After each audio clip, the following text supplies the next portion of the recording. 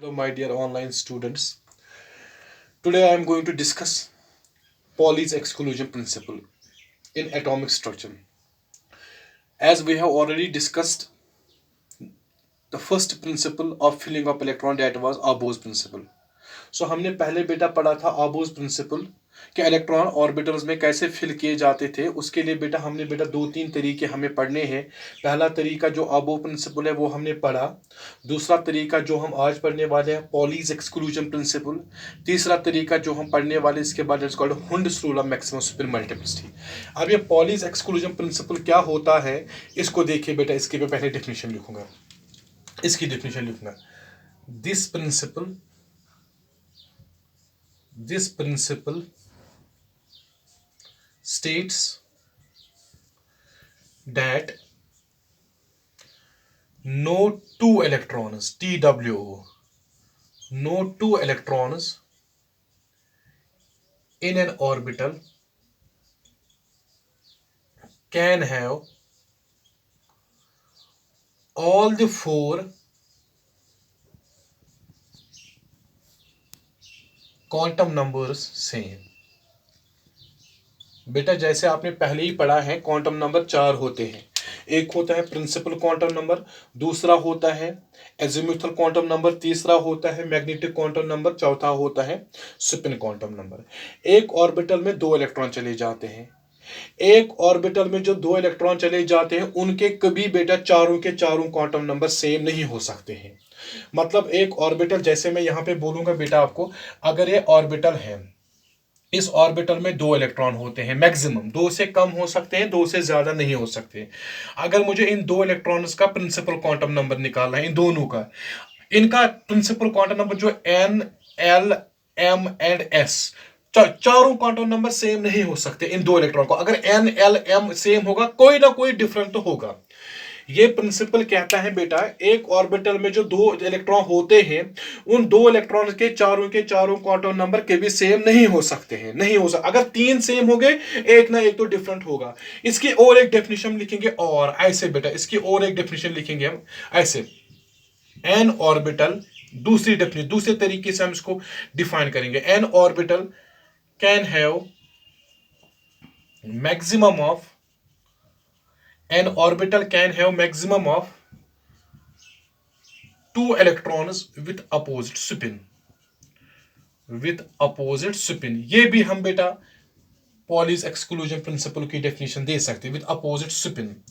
सो Pauli's exclusion principal कहता है कि एक ऑर्बिटल में मैक्सिमम इलेक्ट्रॉन दो चले जाते हैं, दो होते हैं विद अपोजिट स्पिन। एक का स्पिन होगा स्पिन अप, दूसरे का होगा स्पिन डाउन। तो जैसे आपको बेटा मैंने आपको एग्जांपल में समझाऊंगा बेटा। अगर ये एक ऑर्बिटल है, मान लो ये एक ऑर्बिटल है, कोई भी ऑर्बिटल, इस ऑर्बिटल में दो इलेक्ट्रॉन होते हैं according to Pauli's exclusion principle. एक का स्पिन ऊपर होगा, दूसरे का स्पिन नीचे होगा। ये सही है, दिस करेक्ट, दिस करेक्ट है, CORREC, ये करेक्ट है। अगर मैं ये लिखूं बेटा, अगर मैं बोलूं ये ऑर्बिटल है, इसमें दो इलेक्ट्रॉन होते हैं, दोनों का स्पिन मैंने क्या लिखा एक जैसा, ये इनकरेक्ट है, दिस इज इनकरेक्ट, ये नहीं चलेगा। एक ऑर्बिटल में दो इलेक्ट्रॉन होते हैं, एक ऑर्बिटल में दो इलेक्ट्रॉन होते हैं लेकिन दोनों का स्पिन अपोजिट होता है। अगर एक होगा स्पिन अप, दूसरा होगा स्पिन डाउन। अगर अगर मैंने दोनों लिखे बेटा, स्पिन अप ऐसे लिखे या ऐसे लिखे बेटा, ये भी इनकरेक्ट है, ये भी इनकरेक्ट है। सो पॉलीज एक्सक्लूजन प्रिंसिपल कहता है एक ऑर्बिटल में मैक्सिमम इलेक्ट्रॉन दो होते हैं लेकिन अपोजिट स्पिन। एक होता है स्पिन अप, मतलब एक का होता है क्लॉकवाइज स्पिन, दूसरे का होता है एंटी क्लॉकवाइज स्पिन। ऐसा नहीं होगा कि बेटा दोनों का क्लॉकवाइज होगा दोनों का एंटी क्लॉकवाइज होगा, वो गलत है। सो इस डेफिनेशन को हम और एक बार देखेंगे बेटा। इस डेफिनेशन को हम और एक बार देखेंगे, इस डेफिनेशन को हम और एक बार देखेंगे।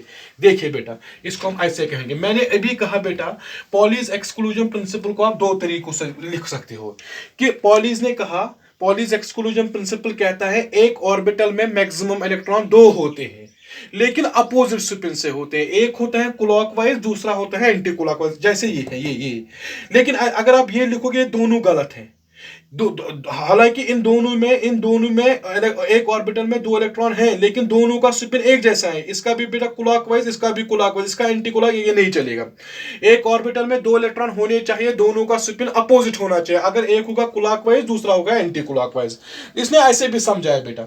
अगर मैं आपको एक एग्जाम्पल से समझाऊं, देखिए एक एग्जाम्पल है बेटा, एक एग्जाम्पल है, देखिए मैं एक एग्जाम्पल से आपको समझाऊंगा।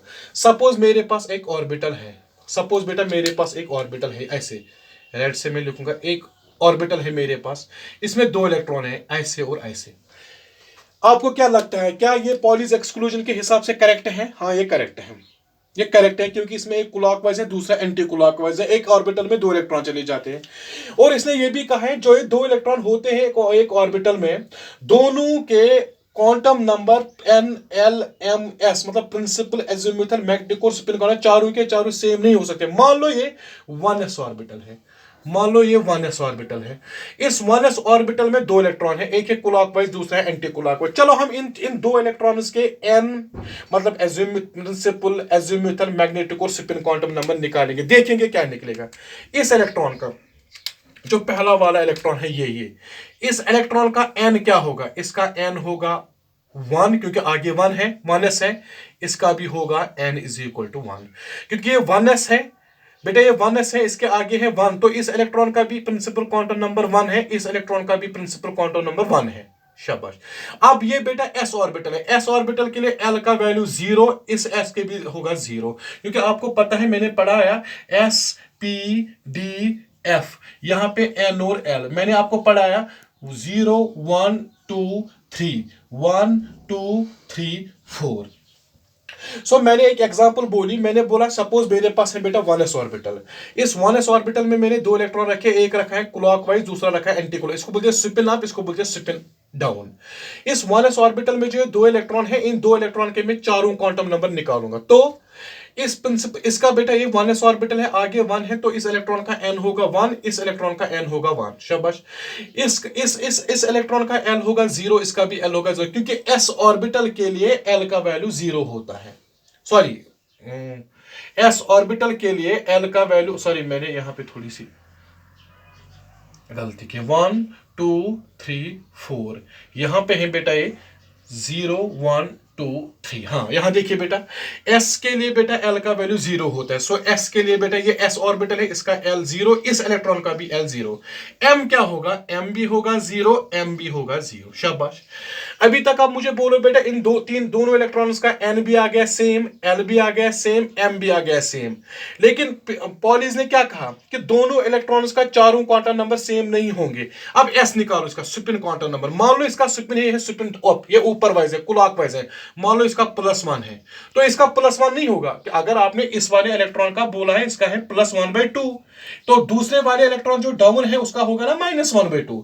तो इस वाले इलेक्ट्रॉन का मैंने माना सपोज +1/2, तो दूसरे वाला इलेक्ट्रॉन बेटा अपोजिट स्पिन में है, तो 1/2। अब मुझे बोलिए आप, सो दो इलेक्ट्रॉन जो है यहाँ पे, क्या दोनों इलेक्ट्रॉन के चारों क्वांटम नंबर सेम निकले? नहीं निकले। हालांकि n भी सेम निकला, l भी सेम निकला, m भी सेम निकला, स्पिन डिफरेंट निकला। यही पॉलीज ने कहा। पॉलीज ने कहा कि अगर आपके पास एक ऑर्बिटल में दो इलेक्ट्रॉन है, दोनों इलेक्ट्रॉन के चारों क्वांटम नंबर सेम नहीं हो सकते, कोई ना कोई डिफरेंस तो होगी, कोई ना कोई क्वांटम नंबर डिफरेंट होगा। जैसे यहां पे है, इन दो इलेक्ट्रॉन का हालांकि n भी सेम 1 1, l भी सेम 0 0, m भी सेम 0 0, लेकिन स्पिन इनका डिफरेंट है, इसका +1/2, इसका -1/2 है। दूसरे एग्जांपल में बेटा आपको समझाऊंगा, यहां पर आप देखिए बेटा, दूसरी एग्जांपल जो मैं आपको समझाऊंगा बेटा वो ये है। दूसरी एग्जांपल, ये एक पहले एग्जांपल है। अगर आप दूसरी एग्जांपल को देखोगे बेटा, ये है मेरे पास दूसरी एग्जांपल। मान लो बेटा मैंने यहां लिया है, ये कोई एग्जांपल ली है मैंने बेटा, ये 1s ऑर्बिटल ही मैंने माना, सपोज ये 1s ऑर्बिटल है। एग्जांपल मैंने बेटा मान लिया 1s ऑर्बिटल है, इसमें मान लो इसमें ऐसे इलेक्ट्रॉन है। पहली बात मुझे बोलना है, ये क्या पॉलीज एक्सक्लूजन के हिसाब से ये सही है? ये पहले ही गलत है, क्योंकि पॉलीज ने बोला एक ऑर्बिटल में मैक्सिमम इलेक्ट्रॉन 2 होते हैं विद अपोजिट्स में, यहां तो 3 है, तो यही गलत है। अब हम देखेंगे, अब हम तीनों इलेक्ट्रॉन के n भी निकालेंगे, प्रिंसिपल भी निकालेंगे, l भी निकालेंगे, m भी निकालेंगे, s भी निकालेंगे, चारों के चारों क्वांटम नंबर निकालेंगे। अब मुझे बोलो इस वाले इलेक्ट्रॉन का, इस वाला जो पहला वाला इलेक्ट्रॉन है, ये इसका n है 1, क्योंकि ये 1 है, बस 1s है, तो इसका भी n है 1, तो इस वाले इलेक्ट्रॉन का भी n है 1, क्योंकि ये 1s है, आगे 1 है, हाँ, अब L क्या होगा इसके, इस इलेक्ट्रॉन के लिए, जीरो इसका भी होगा, जीरो इसका भी होगा, जीरो, शाबाश। अब बेटा इसका M क्या होगा, M क्या होगा, M भी होगा जीरो, M भी होगा जीरो, M भी होगा जीरो। अब S निकालेंगे, S इस वाले इलेक्ट्रॉन के लिए मान लो इसका, मान लो ये है बेटा, ये इस वाले इलेक्ट्रॉन का होगा +1/2, तो डाउन वाले का होगा -1/2। तो इस वाले ऊपर वाला जो इलेक्ट्रॉन है जो स्पिन अप है, क्लॉकवाइज है, मान लो उसका स्पिन है +1/2। इस वाले का क्या होगा, इस वाले को जो डाउन है -1/2। इस वाले का क्या होगा, इसका होगा +1/2। अब मुझे बोलिए यहां पर बेटा क्या, अब देखो ये जो इलेक्ट्रॉन है, ये पहला वाला इलेक्ट्रॉन और लास्ट वाला इलेक्ट्रॉन जो, देखो देखो इन चारों, इन दोनों के चारों क्वांटम नंबर सेम आ गए। देखो n is equal to 1, n is equal to 1, l is equal to 0, l is equal to 0, m is equal to 0, m is equal to 0, s is equal to +1/2, s is equal to 1 +1/2। निकला ना गलत? यही तो Pauli's ने कहा। Pauli's ने कहा बेटा एक ऑर्बिटल में मैक्सिमम इलेक्ट्रॉन दो होते हैं विद अपोजिट स्पिन, वो भी लिख सकते हैं। दूसरा तरीका इसने बोला, ये जो दो इलेक्ट्रॉन होते हैं, दोनों इलेक्ट्रॉन का कभी नहीं चारों क्वांटम नंबर सेम होंगे, लेकिन यहां तो इन दो इलेक्ट्रॉन का क्वांटम नंबर चारों के चारों सेम आ गए, तो ये इनकरेक्ट है। तो हम लिखेंगे इसको इनकरेक्ट, ये इनकरेक्ट, ये सही नहीं है पॉलीज के हिसाब से। So this was all about the Pauli's exclusion principle. So मैं रिपीट करूंगा, पॉली साहब ने कहा कि जो इलेक्ट्रॉन, दो इलेक्ट्रॉन ऑर्बिटल में होते हैं उनका अपोजिट स्पिन होता है। अपोजिट का स्पिन का मतलब एक होता है क्लॉकवाइज, दूसरा होता है एंटी क्लॉकवाइज। कभी एक ऑर्बिटल में दो से ज्यादा इलेक्ट्रॉन नहीं होते, पहली बात।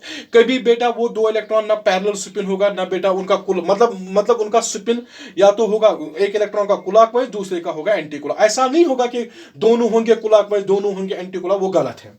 सो ये करेक्ट है क्योंकि यहाँ पे दो इलेक्ट्रॉन है, क्लॉकवाइज एंटी क्लॉकवाइज। ये गलत है क्योंकि यहाँ पे तीन इलेक्ट्रॉन है, ये गलत है।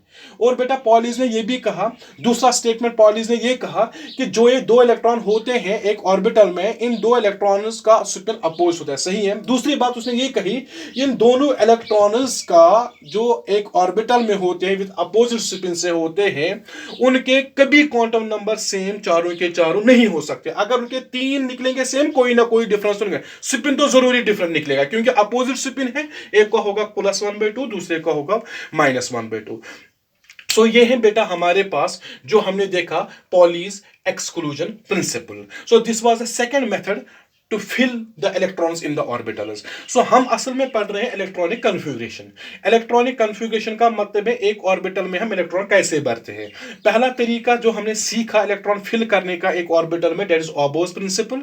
उसके साथ साथ हमने पढ़ा बोहर-बुरीज रूल, n+n। उसके बाद हमने कुछ एग्जांपल्स की। आज हमने बेटा पॉलीज एक्सक्लूजन प्रिंसिपल पढ़ा, और हम और एक पढ़ेंगे बेटा, that rule is called as Hund's rule of maximum spin multiplicity. That is called as Hund's rule of maximum spin multiplicity.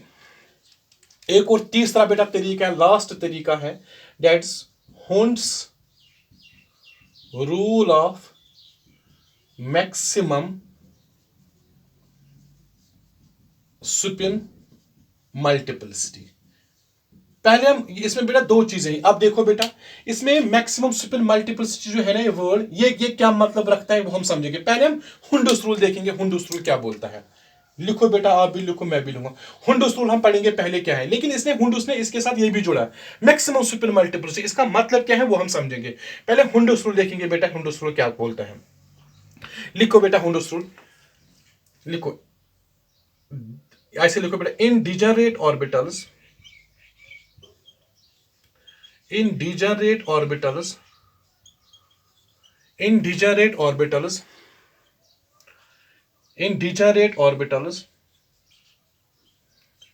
electrons are singly filled.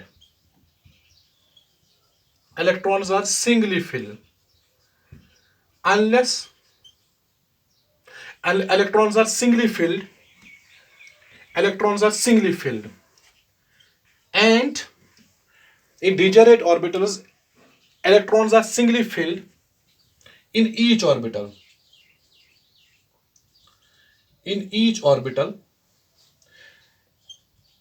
and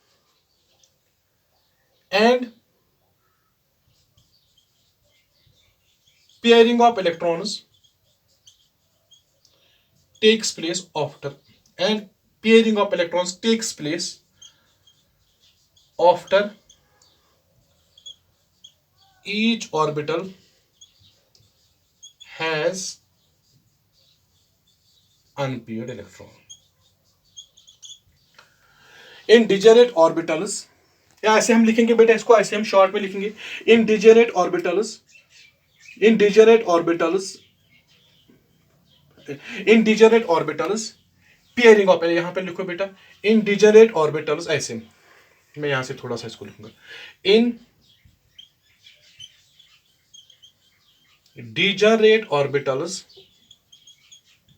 pairing of electrons takes place after each orbital has unpaired electron. ये लिखो बेटा, ये ज्यादा बेहतर रहेगा। सो मैं यहां से बोलूंगा, in degenerate orbitals pairing of electrons takes place after each orbital has unpaired electron. Unpaired electron का मतलब है सिंगली फिल्ड। अनपेयर्ड इलेक्ट्रॉन को मैं लिखूंगा बेटे यहां पे सिंगली फिल्ड, मतलब मैं बोलूंगा ये। फिर हम समझेंगे मैक्सिमम स्पिन मल्टीप्लिसिटी क्या होता है। सुनो बेटा, पहले हम बेटा, मैं दोबारा बोलूंगा, in degenerate orbitals pairing of electrons takes place after each orbital has unpaired electron, मतलब सिंगली फिल्ड।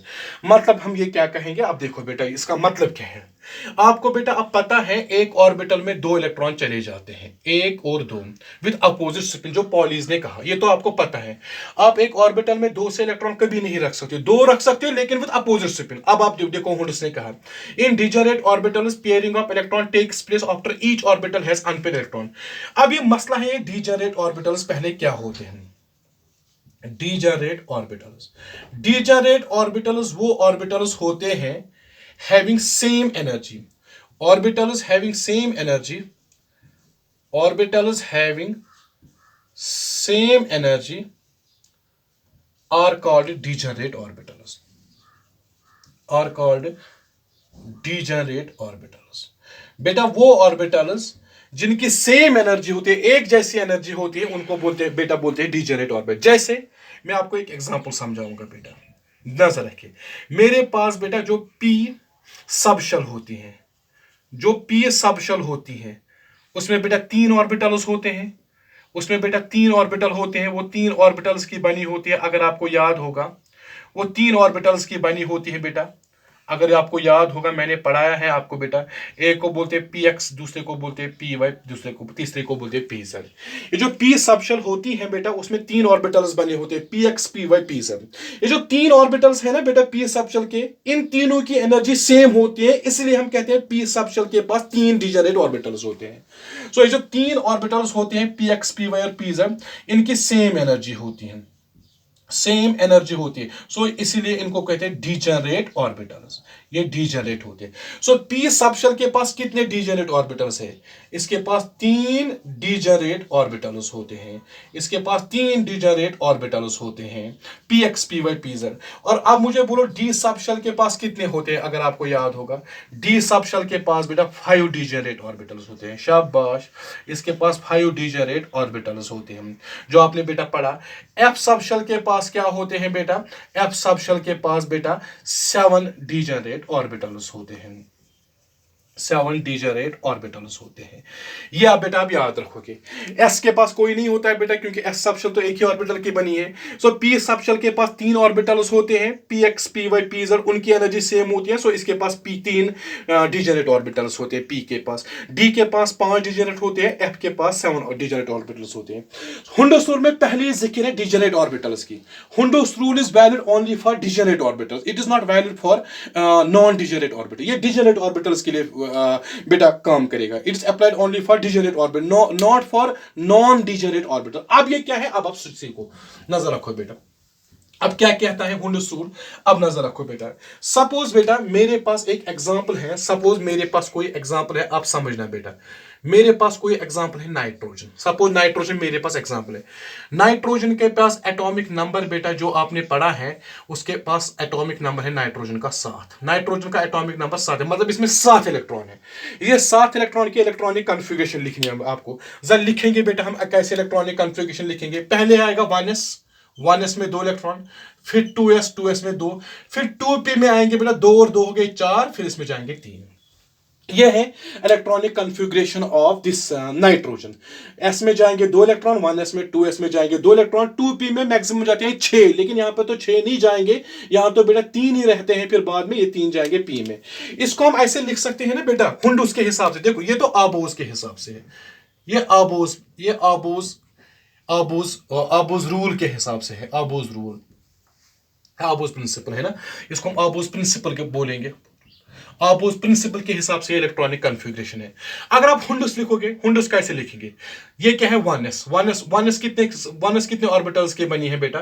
1s का मतलब ये है 1s, ये है 1s, ये है 1s, ये मान लो बेटा ये है 2s, और है 2p। 2p बेटा आपको पता है 2p बना हुआ होता है 3 ऑर्बिटल्स के लिए।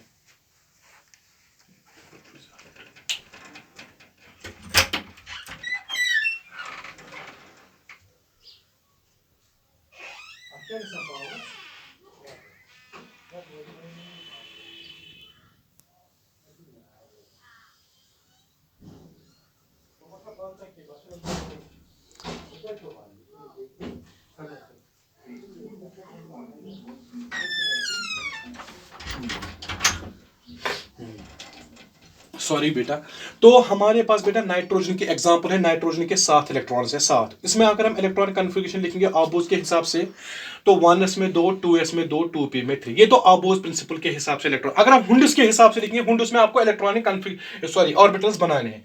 1s orbital, 2s orbital, 2p में 3 डिजेनेट ऑर्बिटल है, जैसे मैंने अभी पढ़ाया आपको। ये है 1, ये है 2, ये है 3। इसको हम लिखेंगे 2px, इसको हम लिखेंगे 2py, इसको हम लिखेंगे 2pz। देखिए इसमें कितने इलेक्ट्रॉन है? 1s में 2। तो हुंडस ने कहा इसमें 2 इलेक्ट्रॉन तो भरने ही आपको, इसमें तो कोई मसला नहीं है, पॉलिस के हिसाब से 2 इलेक्ट्रॉन, इसमें भी 2 इलेक्ट्रॉन। इसमें कितने इलेक्ट्रॉन है? 3। अब आप देखो 3 इलेक्ट्रॉन कैसे भरने हैं। 3 इलेक्ट्रॉन बेटा हुंडस ने कहा एक एक इलेक्ट्रॉन दो, ये है डिजेनेट बेटा, ये है डिजेनेट ऑर्बिटल्स, ये 3 है डिजेनेट ऑर्बिटल्स। हुंडस ने कहा आप ऐसा नहीं करो कि इसमें भरोगे 2, इसमें भरोगे 1, वो गलत है। हुंडस ने कहा कि आप हर किसी को एक एक इलेक्ट्रॉन दो, हर किसी को एक एक इलेक्ट्रॉन दो। हुंडस ने कहा जो 2p में 3 इलेक्ट्रॉन है ना, हर किसी को एक एक इलेक्ट्रॉन दो, एक, और हर किसी का स्पिन सेम रखना है। माइंडेड प्लीज, इसका दिमाग, इसका ख्याल रखो। यहां पे जो 2p में 3 इलेक्ट्रॉन है, तीनों इलेक्ट्रॉन बेटा एक एक करके भेजने, मतलब इसमें एक, इसमें एक, इसमें एक। उसके बाद फिर पेयरिंग करो, मतलब मैं अभी समझाऊंगा बेटा। पहले आप बेटा हर किसी इलेक्ट्रॉन को सिंगली रखो, इसमें जाओ, इसमें भर दो एक, इसमें भर दो एक, इसमें भर दो एक। This is correct, this is correct, this is correct according to Hund's, according to Hund's, according to Hund's ये करेक्ट है, हुंडस के हिसाब से करेक्ट है। हुंडस ने कहा बेटा अगर आपके पास इलेक्ट्रॉन है डिजेनेट, और हर किसी डिजेनेट ऑर्बिटल को एक एक इलेक्ट्रॉन दो, एक एक एक एक एक। ऐसा नहीं कि आप पहले ही फीलिंग करो ना, जब हर किसी डिजेनेट ऑर्बिटल में एक एक इलेक्ट्रॉन आएगा उसके बाद आप फिल करो, उसके बाद आप दूसरा इलेक्ट्रॉन दो। जैसे हाँ, अगर आप ऐसे लिखोगे बेटा, ऐसे देखो, ये है 1s, ये है 2s। आप समझो बेटा, इस पे पिछले साल बेटा नीट में क्वेश्चन आया था। ये है 2px, ये है 2py, ये है 2pz। इसमें 2 अपोजिट स्पिन, इसमें 2 अपोजिट। आप ऐसा करोगे, इसको भी रखोगे ऊपर, इसको भी रखोगे ऊपर, इसको रखोगे नीचे, तो आपको क्या लगता है ये सही है? नहीं, ये गलत है। हुंडस ने कहा हर किसी डिजेनेट ऑर्बिटल को एक एक इलेक्ट्रॉन दो, जैसे इसमें 3 है, एक एक दो एक। उसके साथ साथ उसने कहा तीनों का स्पिन सेम रखो। ये क्या है? इट्स इनकरेक्ट, ये नहीं चलेगा, ये इनकरेक्ट है, ये गलत है। अगर हम ऐसे लिखेंगे, नजर रखो बेटा, अगर हम ऐसे लिखेंगे 1s 2s, आप नजर रखो बेटा प्लीज, ये है 2px, ये है 2py, ये है 2pz। इसमें 2, शाबाश, इसमें 2, इसमें भी 2 अपोज स्पिन, इसमें 3 है, एक एक करके। हुंडस ने पहले कहा डिजेनेट ऑर्बिटल को एक एक दो, एक एक दो, मगर तीनों का स्पिन सेम रखना, या तो क्लॉकवाइज स्पिन आप, या तो तीनों का रखो नीचे, या तो तीनों का रखो नीचे। ये करेक्ट है, ये भी करेक्ट है। सो 2 चीजें आपको याद रखनी कि ये जो बेटा डिजेनेट ऑर्बिटल्स हैं, डिजेनेट ऑर्बिटल्स को पहले एक एक इलेक्ट्रॉन दो, एक एक इलेक्ट्रॉन दो, लेकिन वो जो एक एक इलेक्ट्रॉन आपने दिया वो सेम स्पिन में होने चाहिए, मतलब या तो तीनों का क्लॉकवाइज जैसे, या तो तीनों का एंटी क्लॉक। ऐसा नहीं आप एक एक इलेक्ट्रॉन दोगे फिर स्पिन चेंज करोगे, दोनों 2 का रखोगे क्लॉकवाइज, एक करोगे, गलत है, ये गलत है। अब देखो बेटा, जैसे मैं दूसरी एग्जांपल लूंगा कार्बन की या ऑक्सीजन की बेटा, दूसरे एग्जांपल में ऑक्सीजन की लूंगा। ऑक्सीजन का एटॉमिक नंबर क्या होता है? 8। ऑक्सीजन का एटॉमिक नंबर 8 होता है। तो 8 इलेक्ट्रॉन जो है तो इनकी इलेक्ट्रॉनिक कॉन्फ़िगरेशन क्या आएगी, जरा देखो 1s2 2s2 2p, 2 और 2 हो गए 4, 4 और 4 हो गए 8। This is oppose, this oppose according Hund's के हिसाब से आपको ऑर्बिटल्स बनाने कैसे। ये है 1s, शाबाश, ये है 2s, ये है 2px 2py 2pz। देखो बेटा 1s, मैं बेटा दूसरे पेन से बनाऊंगा। ये है बेटा 1s, ये है 2s, ये है 2px, ये है 2py, ये है 2pz। ये है डिजेनरेट ऑर्बिटल्स। यहां देखो 1s में 2 इलेक्ट्रॉन, तो 2 इलेक्ट्रॉन बनने क्लॉकवाइज और एंटी क्लॉकवाइज। इसमें भी 2 इलेक्ट्रॉन क्लॉकवाइज और एंटी। इसमें कितने इलेक्ट्रॉन है बेटा आपके पास, 4 इलेक्ट्रॉन है। पहले आप फिलिंग मत करो, पहले एक एक इलेक्ट्रॉन सबको दो, सबको दो, इसको भी दो एक, इसको भी दो एक, इसको भी दो एक। हुंडस यही कहता है कि हर किसी डिजेनरेट ऑर्बिटल को पहले एक एक एक दो, सिंगली फिल करो, अनपेयर इलेक्ट्रॉन दो। अनपेयर इलेक्ट्रॉन का मतलब है एक ऑर्बिटल में एक इलेक्ट्रॉन। 4 इलेक्ट्रॉन है ना, यहां पे एक एक दो, पहले आप एक एक, लेकिन स्पिन सेम रखो एक, तो आपने स्पिन सेम रखा। अब कितने इलेक्ट्रॉन रह गए, एक। अब पेयरिंग करो, 4 तो है, चारों में से आपने एक एक एक दे, हो गए 3, अब एक रह रहा। अब इसके बाद फिलिंग करो, अब देखो एंटी क्लॉकवाइज। ये है बेटा हुंडस के हिसाब से। This is Hund's, this correct, this is correct. So Hund's ने कहा बेटा कि डिजेनरेट ऑर्बिटल्स में पहले ही पेयरिंग मत करो, पहले आप एक एक इलेक्ट्रॉन दो सेम स्पिन से, उसके बाद जो इलेक्ट्रॉन रहते हैं उनको पेयरिंग करो, उनको फिल करो। सो ये बेटा करेक्ट है। क्या ये करेक्ट है, जरा ये देखो बेटा, यही कार्बन लो 1s, क्या मुझे बोलो ये करेक्ट है। कोई मुझे बोलेगा 1s 2s 2px 2py 2pz, इसमें 2, इसमें भी 2, इसमें कितने हैं 4। अगर मैं ऐसे करूंगा, जरा मुझे बोलेंगे, सब बोलेंगे बेटा, अगर मैं ऐसे रखूंगा क्या ये सही है, दिस इज रॉन्ग। क्यों, क्योंकि यहां पे 2 इलेक्ट्रॉन जो आ गए ना, इनका बेटा स्पिन बेटा सेम हो गया, ये तो पॉलीज को वायलेट कर रहा है। So this is incorrect, so this is incorrect. So बेटा हुंडस ने कहा कि डिजेनरेट ऑर्बिटल्स में पहले एक एक इलेक्ट्रॉन दो और उनका सबों का स्पिन रखो सेम, फिर जो इलेक्ट्रॉन रहते हैं उनको पेयरिंग करो, उनको फिल करो उसको। सो ये इलेक्ट्रॉन करो स्पिन अप है, दूसरा वाला आएगा स्पिन डाउन। ये है बेटा Hund's rule of maximum spin multiplicity. अब देखिए बेटा कुछ एग्जांपल, एक दो, उसके बाद हम बेटा यहां पे देखेंगे। देखिए बेटा एक दो एग्जांपल्स। सपोज बेटा मेरे पास है बेटा फ्लोरीन, मेरे पास है, मैं यहां पे बेटा लिखूंगा क्वेश्चन, राइट, क्वेश्चन एक छोटा सा, right Hundus rule electronic Hundus electronic configuration, Hundus electronic configuration of the following, of the following। पहले है बेटा फ्लोरीन, इसका लिखो। दूसरा है बेटा आपके पास, सपोज दूसरा है आपके पास कार्बन। तीसरा है बेटा आपके पास, कोई भी और लो बेटा जो आपको मर्जी है बेटा, कोई भी लो बेटा, नाइट्रोजन ऑक्सीजन वो तो लिया हमने, चलो बेटा तीसरा लूंगा मैं सोडियम। अब जैसे बेटा आपको पता है फ्लोरीन जो होता है इसके एटॉमिक नंबर क्या होता है, इसका एटॉमिक नंबर, इसका एटॉमिक नंबर होता है बेटा 9, मतलब इसमें 9 इलेक्ट्रॉन है। इसका होता है 6, इसका होता है बेटा 11।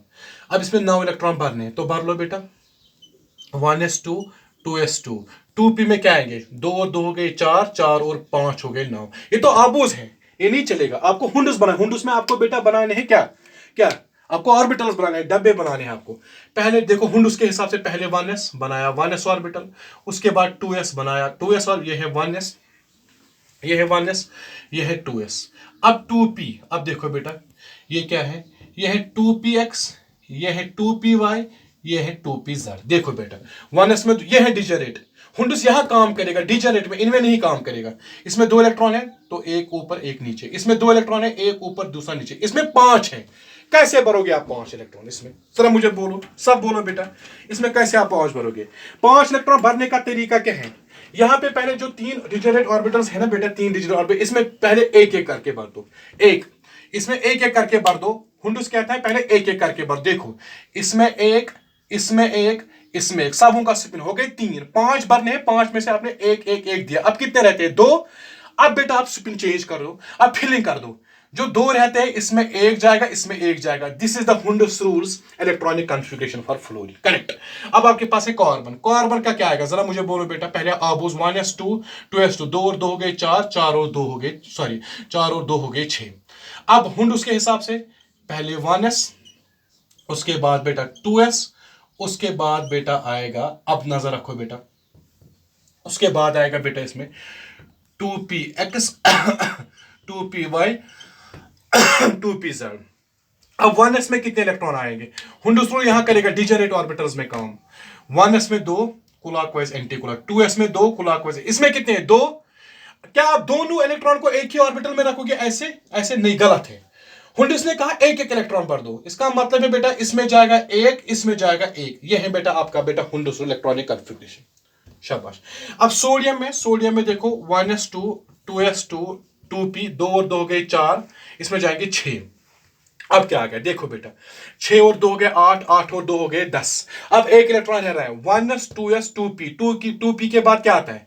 3s1, जैसे आपको पता है 1s2 2s2 2p6 3s1। अगर आप इसका हुंडस लिखोगे तो पहले 1s, उसके बाद 2s, उसके बाद 2px 2py 2pz, उसके बाद 3s। नजर रखो 1s 2s 2px 2py 2pz, ये है 3s। अब देखो बेटा इसमें 2 इलेक्ट्रॉन है, हुंडस 1s में 2 इलेक्ट्रॉन है, तो हुंडस के हिसाब से बेटा हुंडस यहां काम करेगा, तो 2 इलेक्ट्रॉन, एक क्लॉकवाइज दूसरा एंटी क्लॉकवाइज, इसमें भी क्लॉकवाइज एंटी।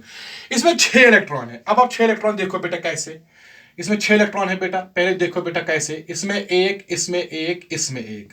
अब बेटा आपको बेटा और 3 इलेक्ट्रॉन भरने हैं पी में, पहले तो 3 आपने भरे, अब पेयरिंग कर दो बेटा।